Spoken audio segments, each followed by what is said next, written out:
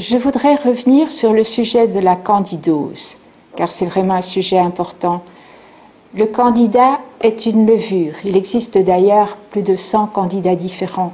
Et parmi les candidats représentent une petite partie de toutes les levures. Puis il y a aussi toutes les bactéries de fermentation. Donc ce sont des germes qui se nourrissent de sucre, qui transforment le sucre en alcool. Du coup, on a les phénomènes de fermentation avec l'acidité qui provoque une inflammation au niveau de la paroi du tube digestif.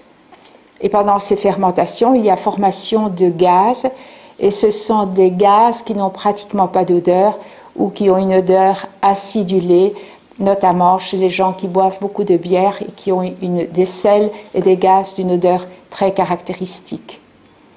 Voilà, donc je disais que ce candidat albicans, que l'on connaît bien parce qu'on peut le retrouver dans tous les sites du corps, comme je vous l'ai cité précédemment, au niveau de la peau, au niveau des ongles, on le retrouve au niveau gynécologique, au niveau de la vulve, ça provoque des vaginites et des vulvites très caractéristiques.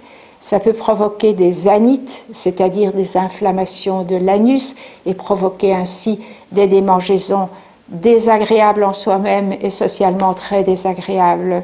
Voilà, donc ce candida albicans est bien connu. Et on peut rechercher des anticorps, des IgG anti-candida, et suivant la quantité d'anticorps que l'on va déceler, on aura une idée des tempêtes de fermentation qui existent chez le patient. Voilà.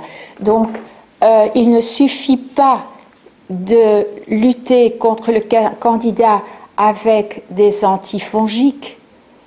Ça ne suffit pas du tout, puisque la cause, c'est la maldigestion, la mauvaise digestion liée à beaucoup de caractères différents. Donc, c'est un sujet en soi, l'alimentation, mais on reparlera dans l'alimentation du rôle joué dans les fermentations et dans les candidoses. Je vous remercie.